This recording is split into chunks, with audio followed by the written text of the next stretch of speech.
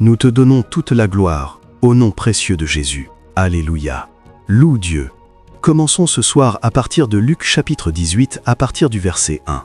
Il y a deux écritures que chaque fois que je les lis ou que j'arrive à les lire, je suis un peu fasciné. Parfois je éclate de rire à cause de l'interprétation que le Saint-Esprit m'a donnée.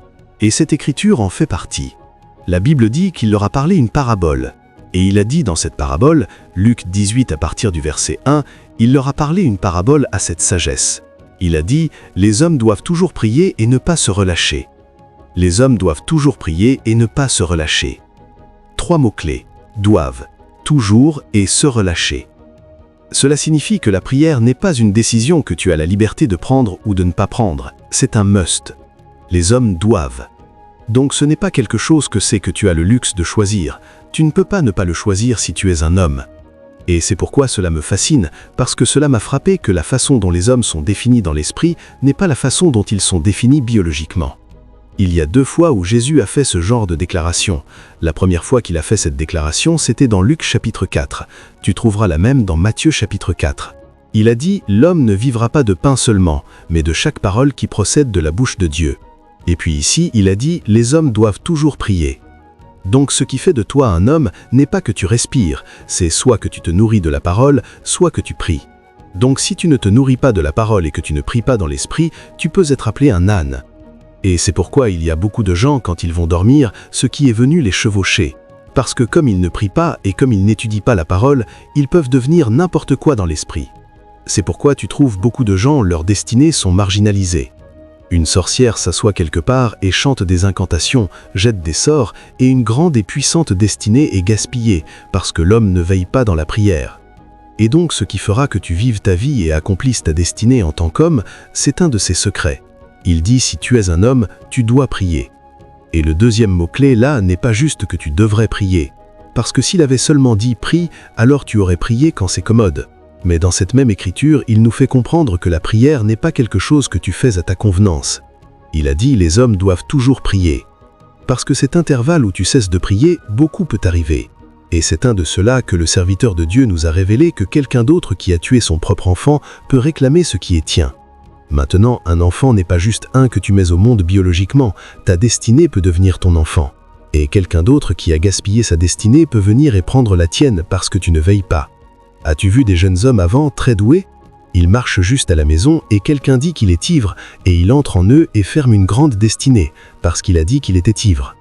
As-tu vu des jeunes hommes avant qui sont juste dans un centre commercial et un fou vient juste dans ce centre commercial, sort un pistolet et tire sur les gens et tu entends que 11 sont morts, 12 sont morts. Si tu priais, tu ne serais pas là parce que ta destinée aurait été sécurisée. Ça peut prendre un murmure. N'entre pas dans ce centre commercial maintenant et tu attendras 5 secondes. Ces 5 secondes deviendront la différence entre la vie et la mort. Mais la raison pour laquelle tu es entré et tu as été tiré, c'est parce que tu ne pries pas. Et donc ta destinée qui est ton enfant peut être détournée par quelqu'un d'autre qui prend l'excuse d'être un alcoolique. Et à la fin de la journée, il est jugé au tribunal, mais un autre homme est allé à la tombe. Et donc il a dit si tu ne pries pas, quelqu'un peut tuer son propre enfant et venir prendre le tien. Et aussi, si tu ne pries pas, il a dit « ton champ qui est ta destinée peut devenir le terrain où le diable vient semer des ivraies parmi le blé. » Parce que toutes les plantations du diable sont faites quand les hommes dorment. Donc Jésus sait, et donc il dit que un jour que tu cesses de prier, peut être le jour où le diable vient pour visitation. Mais ceux qui comprennent comment la vie est vécue, ils ne donnent jamais une chance au diable. Paul a dit « ne donnant aucune place au diable ». Et la façon dont tu résistes au diable, c'est par la prière. Il a dit en revêtant toute l'armure de Dieu, tu lui résisteras en priant toutes sortes de prières. Et donc il y a des moments où tu pries des prières de remerciement, il y a des moments où tu pries des prières d'intercession, il y a des moments où tu pries des prières en langue parce que tu as épuisé tous les syllabes humains, mais tu sais que ce n'est pas assez. Donc quand tu as fini d'épuiser les syllabes humains, tu entres dans la langue des anges et tu commences à prier les prières qui sont plus profondes que ta compréhension. Parce que par tous les moyens, les hommes doivent toujours prier, et l'atteinte que Jésus a dite, c'est que si tu ne pries pas, tu t'évanouiras. Donc l'opposé de s'évanouir, c'est la non-prière. Donc quand tu trouves des hommes qui sont submergés par la vie et la destinée, cette faiblesse est un produit de non-prière. Et donc la prière n'est pas quelque chose que tu es faible pour ne pas faire, parce que ta force vient en fait de la prière. Donc quand tu te sens faible, c'est quand tu devrais prier, parce que c'est là que ta force vient. Tu ne dis pas que tu es faible, tu arrêtes de prier. Quand tu es faible, c'est une bonne excuse pour prier, parce que c'est dans la prière que la force viendra.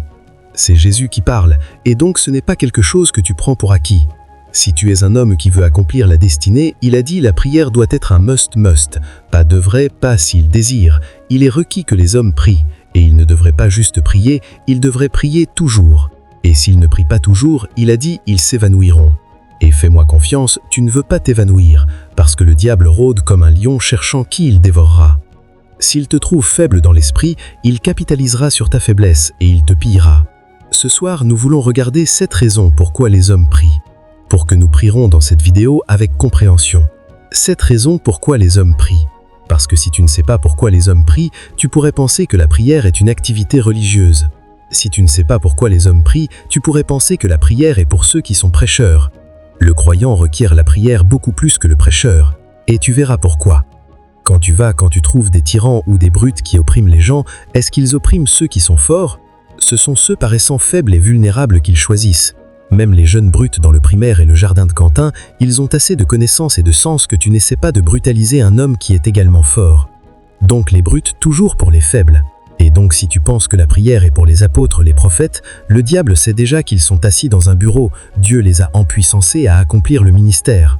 C'est le croyant ordinaire qui ne connaît pas sa gauche de sa droite dans l'esprit que le diable vient à. C'est pourquoi tu ne peux pas.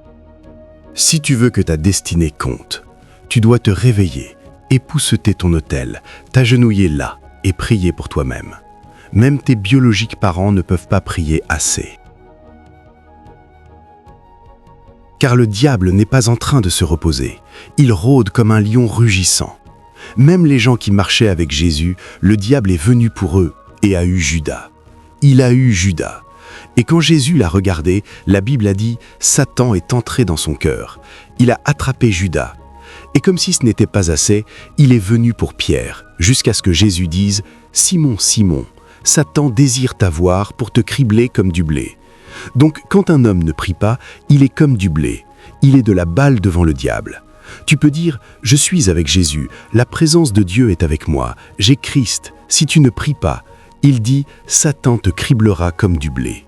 La raison pour laquelle tu as l'attente de ne pas être criblé par le diable, c'est parce qu'il y a de l'endurance dans le lieu de la prière. Il marchait avec Jésus pendant 3 ans, mais sans prière, il était comme du blé. Satan désire t'avoir pour te cribler comme du blé. La seule raison pour laquelle il pouvait se tenir, c'est que la prière sera injectée dans ta fondation. Et donc, si des hommes qui marchaient avec Jésus étaient à risque d'être criblés, est-ce un pasteur ou un apôtre ou un prophète avec qui tu marches que tu ne te réveilleras pas dans la prière et que tu vas dormir et dire « Mon pasteur prie pour moi ». Sais-tu combien de prières le pasteur a besoin pour lui-même une fois de temps en temps? Mu par l'esprit, il peut se souvenir de ton nom dans la prière. Mais si tu penses qu'il y a un pasteur qui porte ton nom à l'autel chaque jour et dit « Maintenant je dois prospérer », tu plaisantes. Tu plaisantes. Quand il vient à l'église et fait une déclaration, si ta foi peut l'attraper, tu l'as attrapé. Mais je te dis, la vraie assurance pour ta destinée, c'est ton travail sur l'autel pour toi-même. Et donc, tu dois apprendre comment prier. Et tu dois prier des prières si tu accompliras la destinée. C'est la bataille pour chaque croyant. Et c'est pourquoi Jésus n'a pas dit « les apôtres doivent prier ». Il n'a pas dit « les prophètes doivent prier ». Il dit « les hommes doivent toujours prier et ne pas s'évanouir ».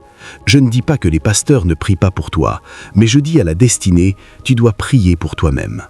Avant que j'entre dans ce sujet, laisse-moi te montrer quelque chose, comme je le partageais hier. Jésus a payé le prix pour nous exonérer de chaque force qui mine notre existence. Jésus a aussi fourni tout ce dont nous avons besoin pour la vie et la piété.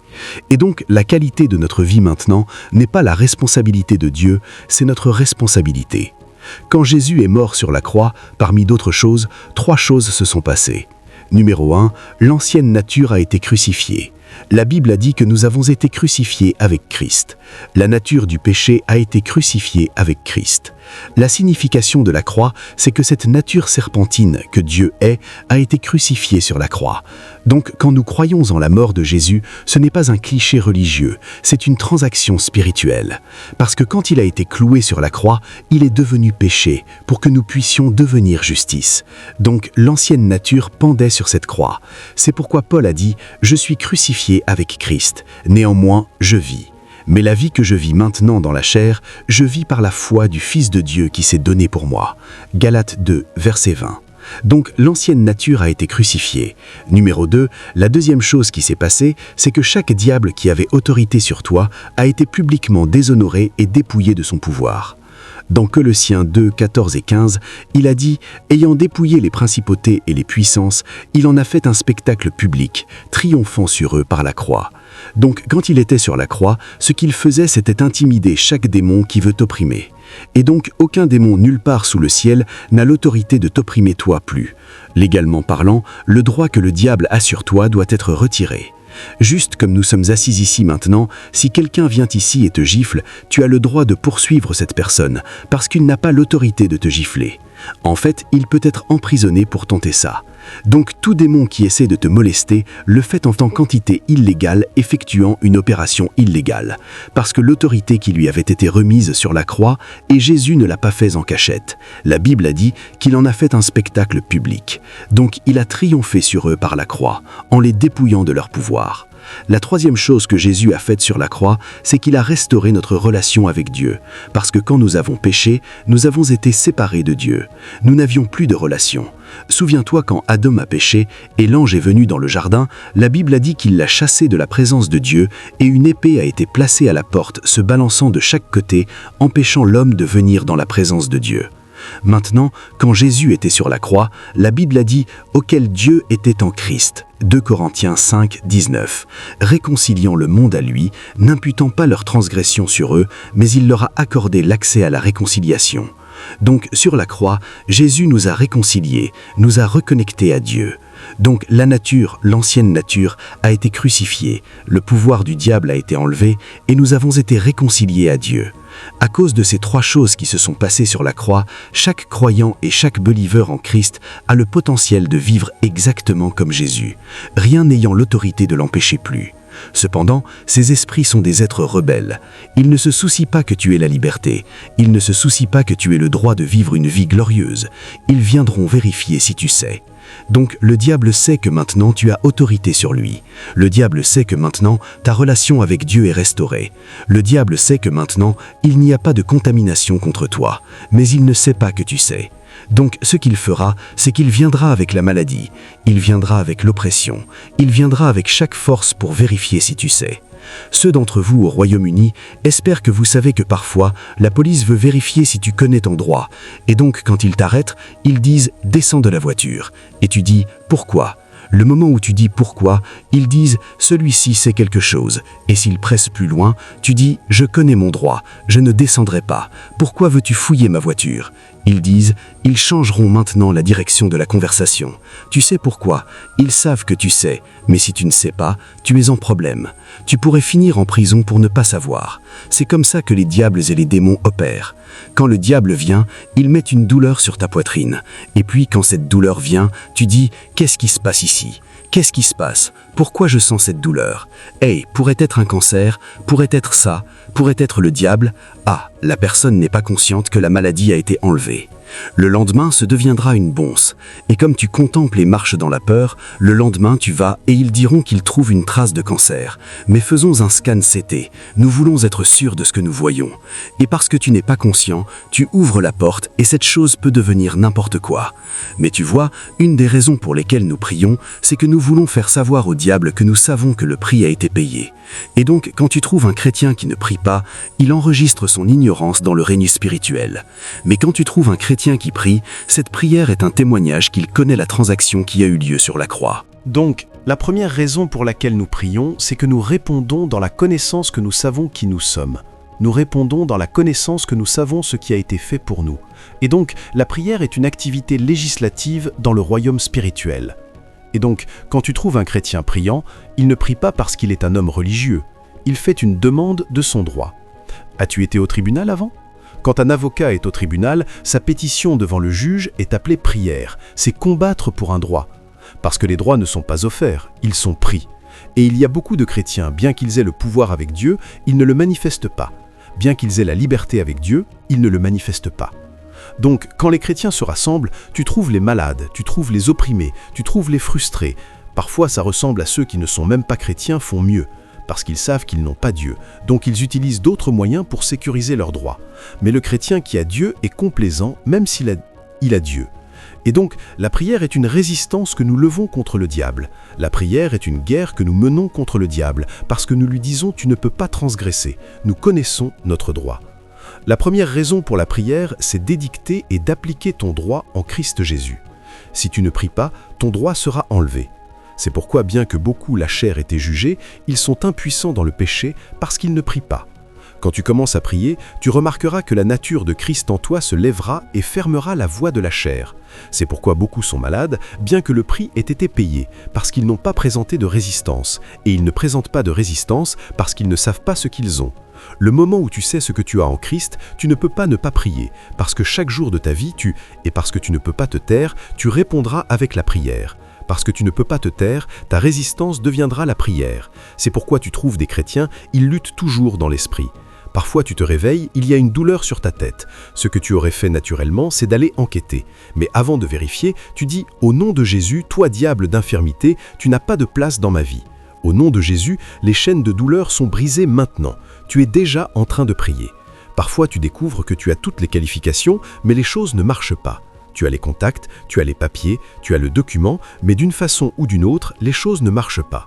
Et quand tu te fatigues, tu vas dans ta chambre et tu dis « Au nom de Jésus, je commande aux portes de s'ouvrir. Au nom de Jésus, je commande aux portes de s'ouvrir. Toute force me résistant, toute force m'arrêtant, je viens contre toi par la puissance du Saint-Esprit. Je commande aux portes de s'ouvrir maintenant. » Et pas trop longtemps, tu verras que les choses commenceront à changer dans l'esprit parce que tu sais que parce que tu es en Christ, tu devrais prospérer. La Bible a dit, riche comme il est devenu pauvre pour que tu puisses devenir riche. Mais la dernière fois que tu as vérifié ta vie, rien autour de toi ne ressemble à la richesse. Et donc tu te fatigues et tu dis, allez, j'ai besoin d'appliquer cette provision. Au nom de Jésus, je marche dans la prospérité. Au nom de Jésus, je marche dans des portes ouvertes. Au nom de Jésus, j'active tout ce qui est disponible. Parce que tu es maintenant un avocat sur ta propre vie. Tu vois pourquoi Jésus a dit « les hommes doivent prier ».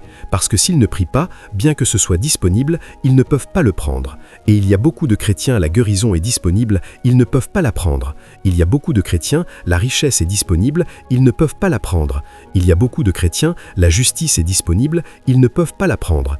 Il y a beaucoup de chrétiens, tout ce qui est disponible en Christ, ils sont déjà en position de ça dans l'esprit, mais ils ne peuvent pas le matérialiser dans le naturel. La raison est parce que la prière manque. Donc quand nous prions, nous ne faisons pas une activité religieuse. La prière est la légalité spirituelle.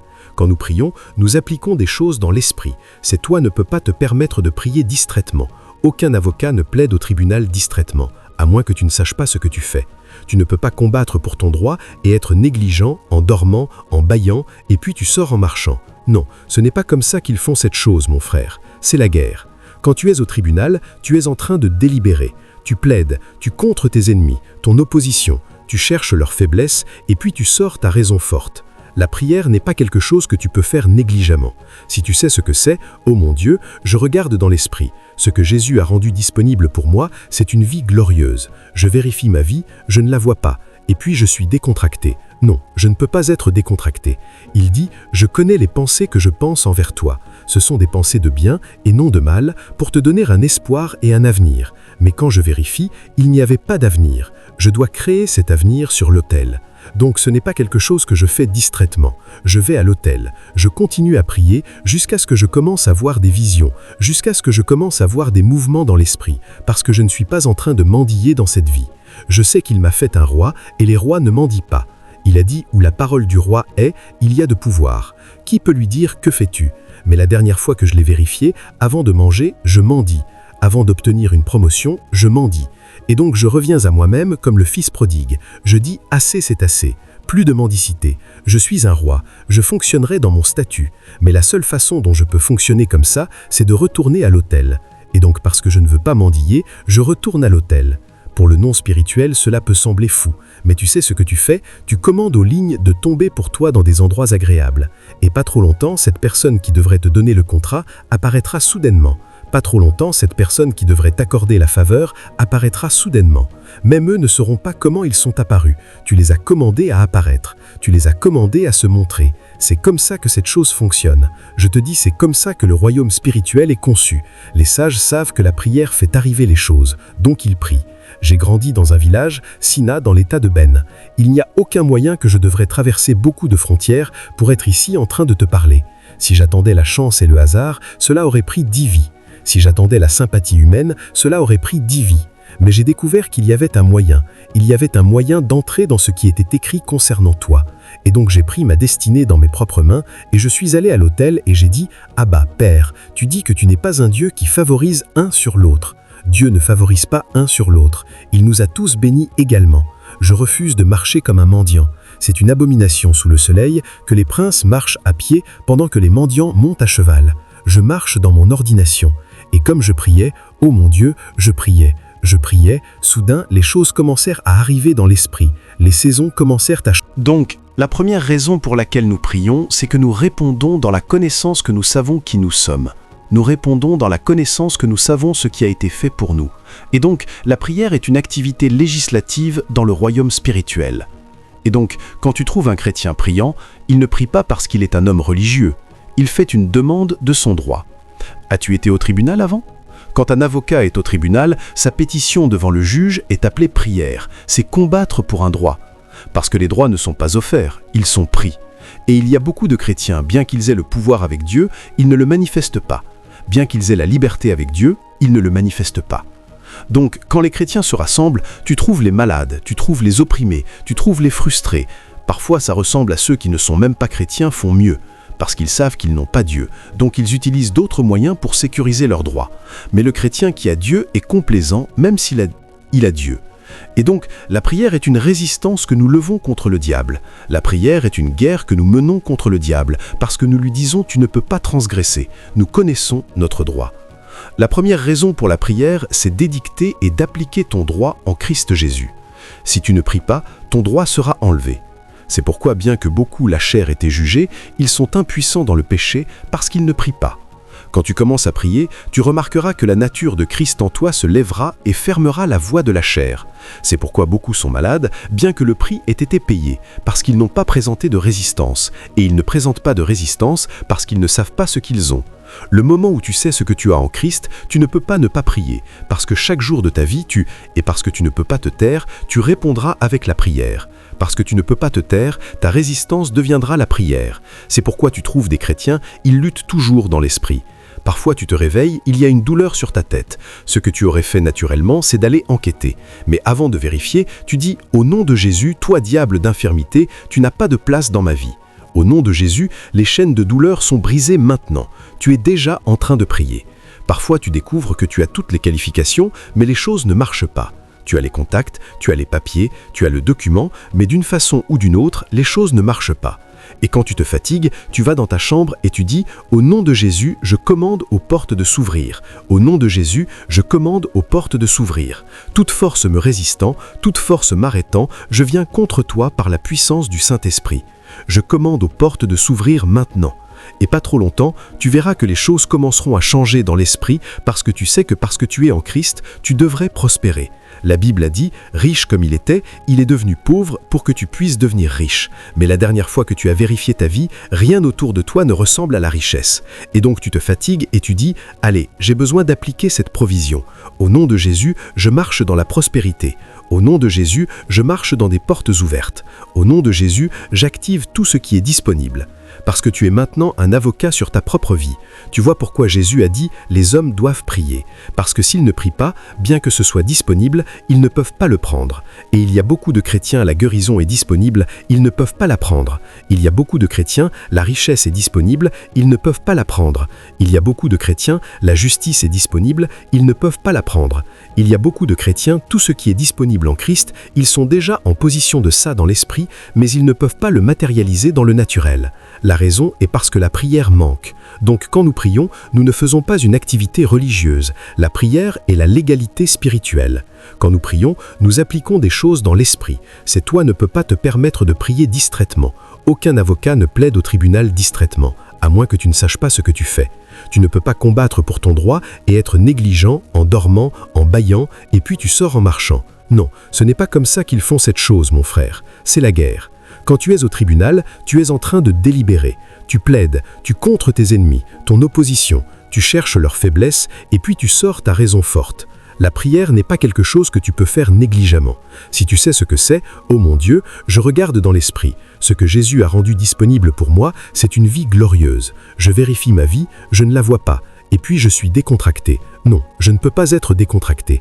Il dit, je connais les pensées que je pense envers toi. Ce sont des pensées de bien et non de mal, pour te donner un espoir et un avenir. Mais quand je vérifie, il n'y avait pas d'avenir. Je dois créer cet avenir sur l'autel.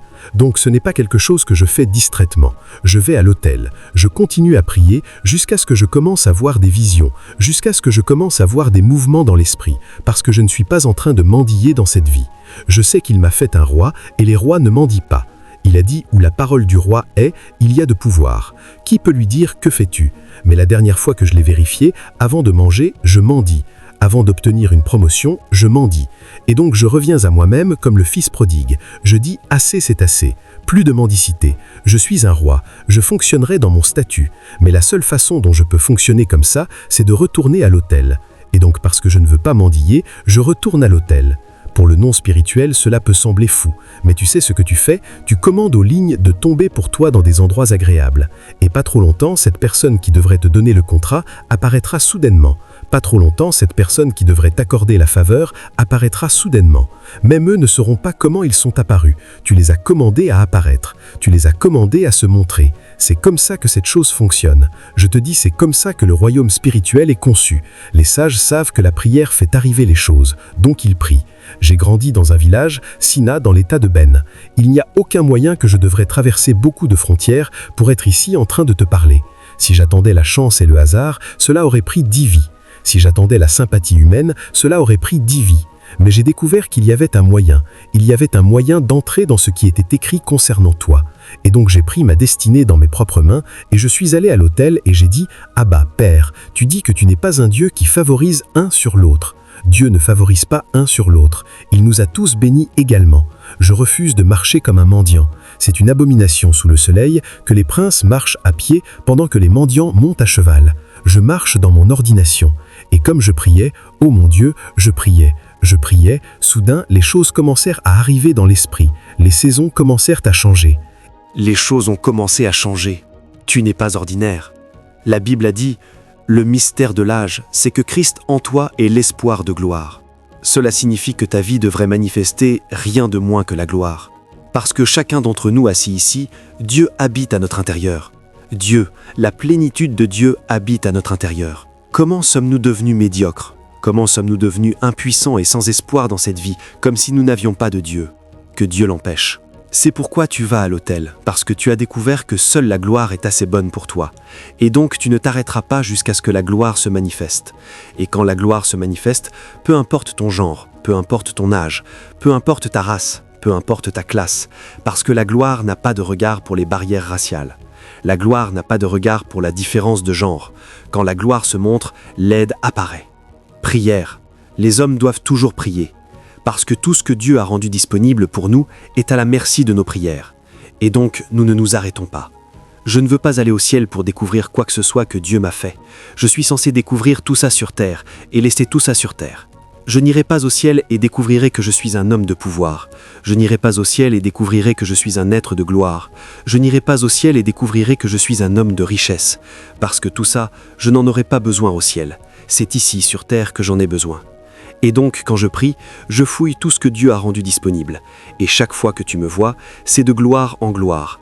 Parce que si tu m'as rencontré hier, j'ai déjà métamorphosé. Si tu m'as rencontré aujourd'hui, je suis déjà en métamorphose. Et au moment où tu viendras demain, tu verras une version plus glorieuse parce que le chemin de l'homme juste est comme une lumière brillante. Il brille de plus en plus jusqu'au jour parfait. Nous sommes tous également bénis en Christ. Mais le degré de notre manifestation est une fonction de notre prière. Parce que la prière est la législation spirituelle. Et je te dis, le diable court autour en échantillonnant pour savoir ceux qui savent. Il vérifie pour découvrir ceux qui sont conscients, et ceux qui ne sont pas seulement conscients, mais qui sont prêts à le défendre. Beaucoup qui sont morts avaient la guérison dans leurs esprits. Beaucoup qui ont fini pauvres avaient la richesse dans leur esprit. Ils étaient bénis, mais ils n'ont pas lutté. Mais une génération est assise devant moi ce soir qui dit « Nous ne nous arrêterons pas où nous sommes ». Tout ce que Dieu est mort pour que nous soyons, nous le manifesterons. Tout ce que Dieu a rendu disponible, nous le manifesterons. Au nom du Jésus. Comment peut-il dire que tu es la tête et non la queue, et puis tout sur toi ressemble à un thé, et puis tu es silencieux, tu dors? Pas question. Je ne me reposerai pas jusqu'à ce que tout sur moi ça devienne indicatif d'une tête, parce que c'est ce qu'il m'appelle. Je ne quitterai pas ce monde jusqu'à ce que je devienne tout ce qu'il m'a appelé, tout ce qu'il m'a appelé.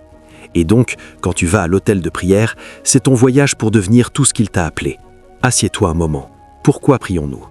Numéro 1, nous prions pour appliquer tout pourquoi Christ est mort et ressuscité pour que nous devenions. Si tu ne pries pas, tu ne deviendras jamais. Ils le liront, et un point viendra où tu douteras si c'est vrai. Parce qu'ils te montreront que la gloire de Dieu est en toi. Ils te montreront que tu es glorifié, mais quand tu vérifies ta vie, tu ne verras pas la gloire. Jésus a dit « La gloire que tu m'as donnée, je leur ai donnée ». Il a dit « Celui qui l'a connu d'avance, il l'a prédestiné. Celui qui l'a prédestiné, il l'a appelé. Celui qui l'a appelé, il l'a justifié. Celui qui l'a justifié, il n'a pas dit qu'il glorifiera, il dit qu'il l'a glorifié. Donc c'est déjà au passé. Mais quand tu vérifies ta vie, parfois tu verras à peine la gloire. Et donc si tu sais quoi faire, tu iras dans ton placard de prière et diras « Tout ce que Dieu a dit, je sais que Dieu ne peut mentir. Et donc je ne le rendrai pas mensonge dans ma propre vie. Je l'appliquerai par la prière. » Et comme tu commences à prier cette prière violente, explosive et agressive, pas trop longtemps, tu verras que des changements commenceront à arriver. Parce que c'est pour ça que la prière a été conçue. Ce n'est pas une activité religieuse, c'est une arme de guerre dans l'esprit. Pourquoi prions-nous? Numéro 2, la prière déclenche la transfiguration. Cela n'ouvre pas seulement ce que Christ t'a fait, cela te transfigure à l'image de Christ. La Bible dit « Nous tous, avec des visages ouverts, contemplant comme dans un verre la gloire du Seigneur, nous sommes changés. » Et donc Dieu n'attend pas seulement que tu aies ce que Christ t'a donné, Dieu attend aussi que tu deviennes le reflet de Christ pour ton monde. Mais tu vois ce que le diable fera, c'est qu'il plantera la corruption dans ton âme pour que tu ne deviennes jamais comme Christ. Et donc quand les hommes te rencontreront, il y aura de l'amertume, il y aura de la colère, il y aura de la peur, il y aura des douleurs. Et donc ton cœur sera rempli de toute forme d'ordure, alors que tu es censé verser des rivières comme Christ. Et donc quand tu commences à prier, tu remarqueras que la deuxième chose que la prière fait pour toi, c'est que la prière commence à changer ta structure moléculaire. Et donc un point arrive quand les gens te touchent, ils ont touché Dieu. C'est ce que les apôtres savaient et c'est ce qu'ils ont fait. Et ils l'ont appris de Jésus.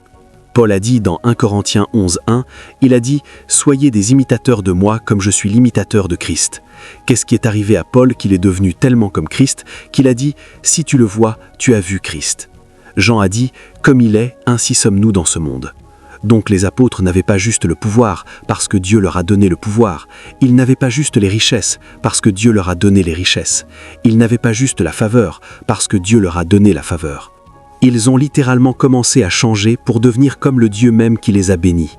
Donc quand tu les vois, ils n'étaient pas juste bénis avec les choses de Dieu, ils devenaient comme le Dieu même qui les a bénis. Et Paul a dit, la technologie est de continuer à contempler. Mais comment contemples-tu? Une des façons de contempler, c'est dans le lieu de prière. Et nous avons vu ça dans Matthieu 17:2. La Bible a dit, comme Jésus a commencé à prier, il a dit, la mode de son visage a été altérée, son vêtement a commencé à glisser. Et donc chaque fois qu'un homme prie, la gloire sort de lui. Parce que la gloire est déjà en toi. Mais tu n'as pas besoin de la gloire en toi, tu as besoin de la gloire en dehors de toi. Parce que c'est la gloire qui est vue sur toi qui affecte ta génération.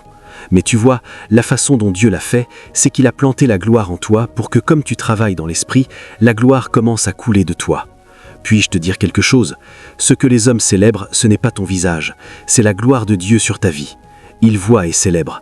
Tu trouves des hommes qui portent tellement de gloire, les gens sont bénis qu'ils leur ont parlé. Les gens sont bénis qu'ils les ont serrés. Les hommes passent par beaucoup d'inconvénients pour se rapporter à des hommes qui portent la gloire. Même ces hommes pensent qu'ils aiment ces gens. Ils ne les aiment pas. C'est la gloire sur leur vie avec laquelle ils interagissent.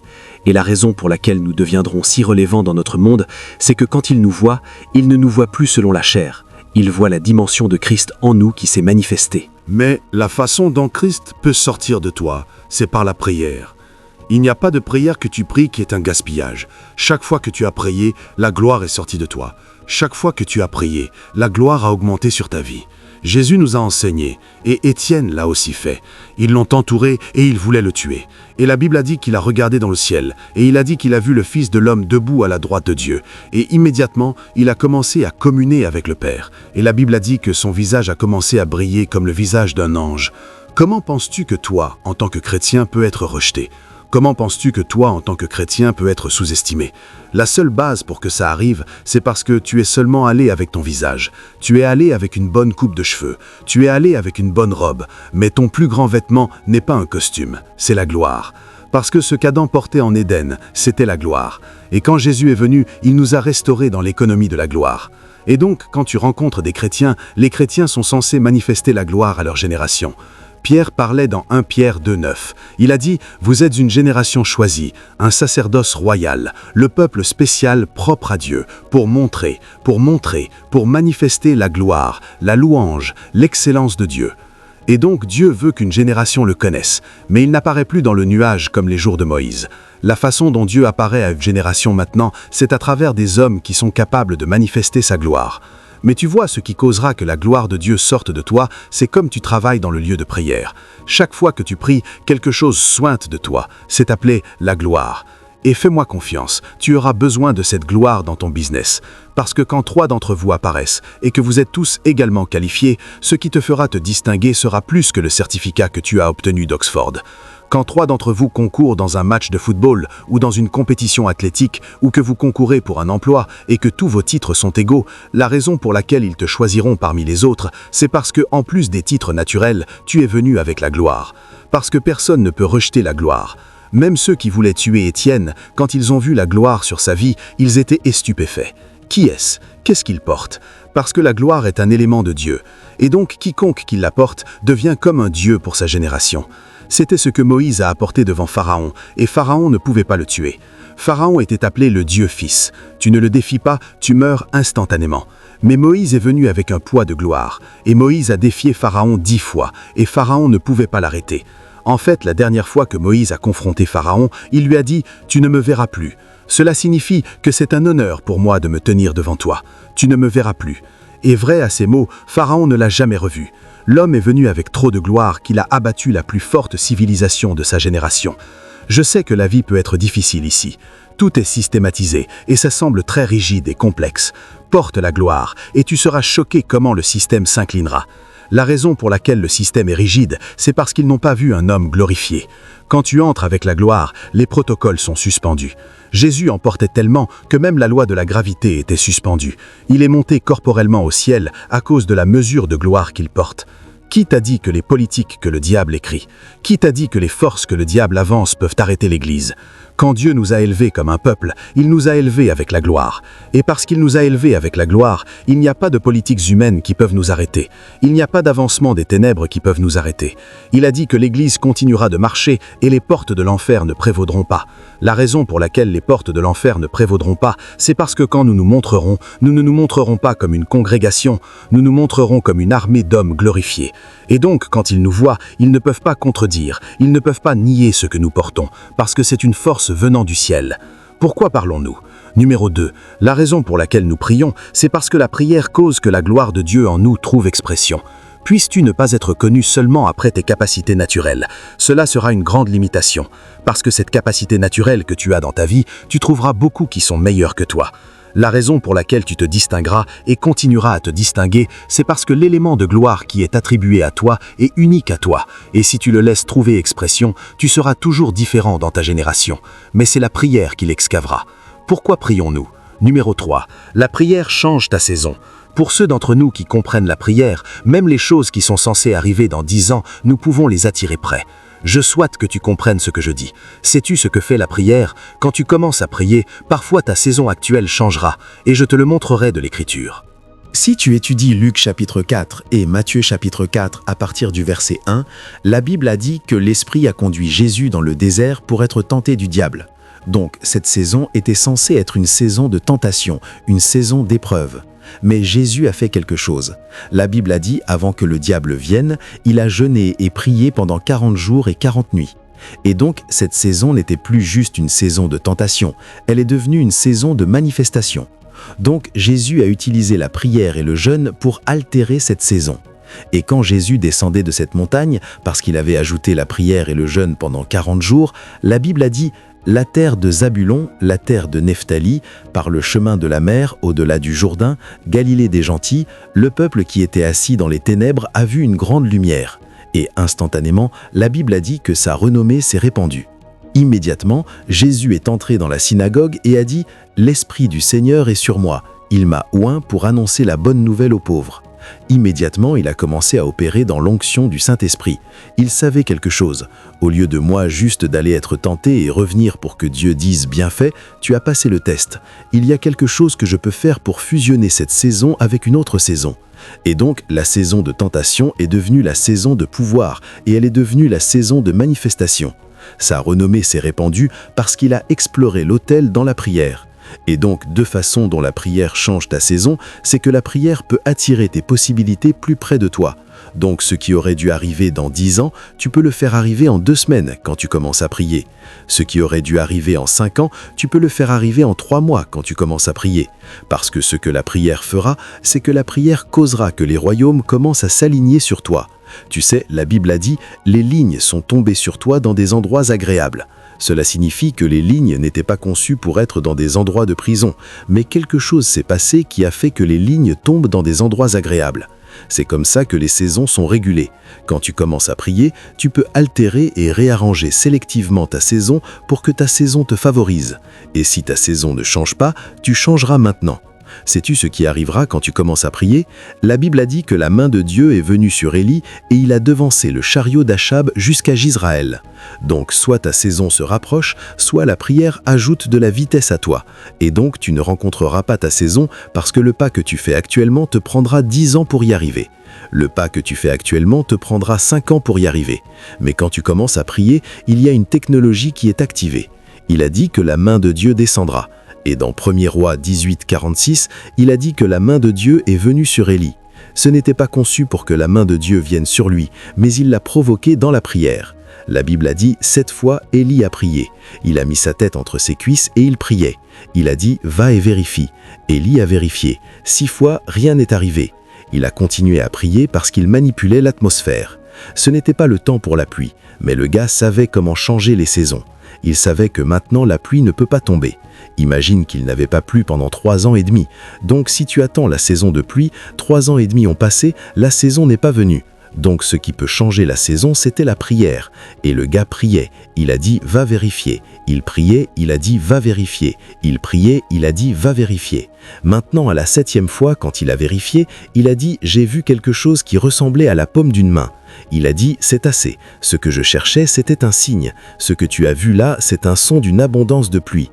J'ai altéré la saison. J'ai changé 3 ans de saison sèche en une saison de pluie instantanée sur l'autel. » Et comme si ce n'est pas assez, quand il a altéré la saison, quelque chose d'autre est arrivé. La Bible a dit que la main de Dieu est venue sur Élie et il a devancé le chariot d'Achab. À ces jours, le chariot du roi est le chariot le plus rapide. Mais sais-tu quoi? Quand tu as prié, même le roi ne peut plus t'égaler. Tu deviens plus rapide que le roi. Donc Élie a devancé le chariot du roi et entré à la porte de Jizraël. Tu prouves certains chrétiens, leur vie ressemble à un mouvement d'escargot. Ils reçoivent une petite aide il y a 5 ans, la prochaine aide est 5 ans plus tard. Quelque chose ne va pas avec ton autel de prière. Quelque chose ne va pas. Tu peux soit causer que la pluie vienne, soit tu peux devancer les chariots d'Achab, mais cela prendra la prière. Et sais-tu, ce genre de prière n'est pas une prière casue. Quand Jacques en parlait, il l'a appelée efficace, prière fervente d'un homme juste. Elle est efficace, elle est fervente. Qu'est-ce que cela signifie d'être efficace? Elle est délibérément adaptée. Ce n'est pas un genre de prière distraite, c'est une prière avec beaucoup de focus pour une cible spécifique. Et qu'est-ce que cela signifie d'être fervente? Elle est de cœur, ton cœur est dans cette prière. Prier et travailler, pomper d'énergie de l'esprit, pomper de vibrations de l'esprit, pomper de hang de l'esprit. Et comme tu fors là, après un moment, même si tu n'avais pas plu pendant 10 ans, le nuage apparaîtra. C'est comme ça que les hommes changent leurs histoires. Ils changent leurs histoires à travers la prière. Il y a beaucoup de chrétiens qui attendent que les choses arrivent. Cela n'arrivera jamais. N'as-tu pas lu Acte 16? Paul et Barnabas et Silas. La Bible a dit qu'ils les ont jetés en prison. En fait, ils ont jeté la clé. Ils ne planifiaient pas de les libérer. Soit là pourris en prison. Mais ils savaient quelque chose. La Bible a dit à minuit, « J'aurais aimé avoir le temps de te parler de minuit. » L'heure de minuit est l'heure de la guerre, l'heure du gouvernement. Ils ont attendu jusqu'à minuit parce qu'ils savaient quelque chose sur le minuit. Quand les hommes dormaient, c'est quand ils ont commencé à marcher. Il a dit, comme il priait, soudain un ange est descendu, brisa la fondation de la prison et les portes s'ouvrirent d'elles-mêmes. Donc leur délivrance aurait essayé pendant beaucoup de mois, mais ils ont changé cette saison à cause de la prière. Je ne sais pas ce que tu traverses, mais comme tu pries ce soir, quelque chose changera. Ces papiers que tu attends et ils t'ont dit que cette chose peut prendre seulement 3 ans, ça peut prendre 2 semaines. Si tu pries assez, tu peux changer la saison. Pourquoi ont-ils dit que ça prendra 2 ans? Parce qu'il y a quelqu'un qui est là qui insiste, parce qu'il y a une politique qui est là. Et s'il change cette personne du jour au lendemain, tout est possible à l'homme qui croit et prie. La prière n'est pas une blague, c'est une arme du croyant. Nous battons avec la prière. Nous battons avec la prière. Quand tu veux trouver un guerrier dans l'esprit, ne regarde pas son costume, regarde la force de sa législation dans le lieu de prière. Ennemis, diables peuvent se liguer contre toi, ça ne signifie rien. Tous tes défis peuvent devenir une plateforme de manifestation. Si tu sais quoi faire dans la prière, ta plateforme n'est pas un spot élevé comme celui-ci. Non, ta plateforme, ce sont les défis qui engloutissent d'autres hommes. Parce que quand les hommes sont abattus, tu viens, tu dis, il y a un relèvement. La Bible n'a pas dit si tu viens, il y aura un relèvement. Toi aussi, tu es censé être abattu. C'est ton énoncé qui change ta propre histoire. Il a dit, quand tu viens, tu dis, c'est la prière, il y a un relèvement. Et donc, ce qui détruit d'autres hommes devient la plateforme pour ta propre manifestation. Tu peux changer n'importe quoi par la prière. Et n'importe quoi peut devenir n'importe quoi si tu pries. C'est pourquoi le diable te laissera faire tout sauf la prière. Tu peux faire tout ce que tu veux faire, mais ne prie pas. Tant que tu ne pries pas, le diable est OK. Parce qu'il sait que le moment où tu commences à prier, son royaume est en problème. Les vibrations de Dieu, les pouvoirs de Dieu, l'onction du Saint-Esprit, tout commence à naviguer dans ta direction. Et tu te lèveras comme un prince prieur. Prions. J'ai parlé assez.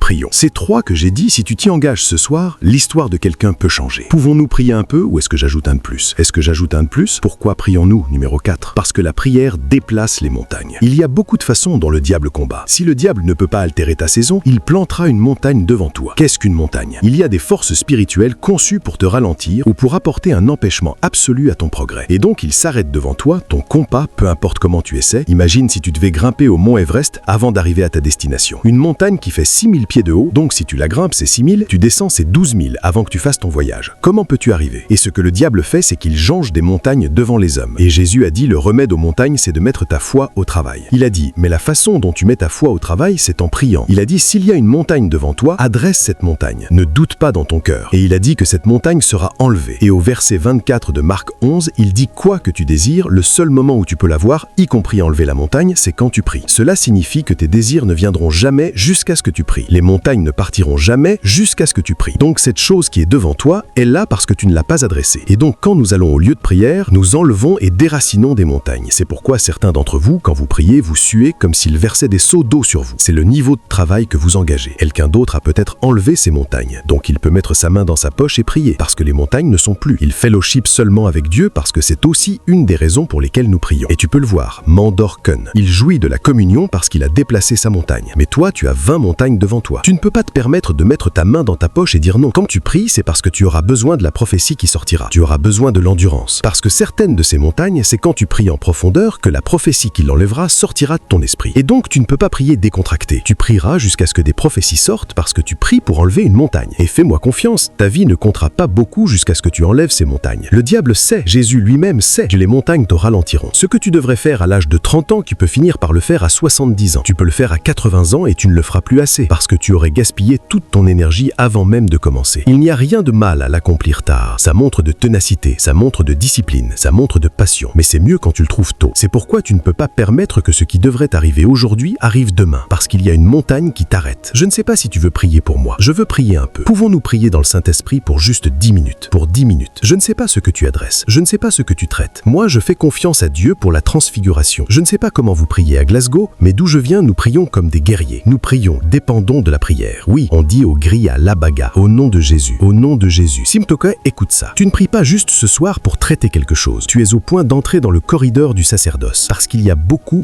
plus de choses que tu auras besoin de traiter. J'ai voyagé un peu et je peux te dire que les hommes traversent des choses. Juste ce soir, révérend comme fort m'a envoyé un message. Une femme qui avait une croissance et une blessure sous son bras depuis 7 ans avec des douleurs. Il y a des choses que tu ne peux même pas dire à quiconque. Sous cette atmosphère intense dimanche, cette chose a été rôtie et une affliction de 7 ans est partie. De ce dont nous parlons n'est pas une histoire. Il y a des choses qui apportent la délivrance sur une base quotidienne. La Bible a dit « Vous vous édifiez chèrement sur votre foi la plus sainte. Priez dans le Saint-Esprit. » Tu ne peux pas marcher jusqu'à ce que tu ajoutes de la prière à ta foi. Peux-tu prier agressivement ce soir? Tu ne sais peut-être même pas ce qui vient contre toi.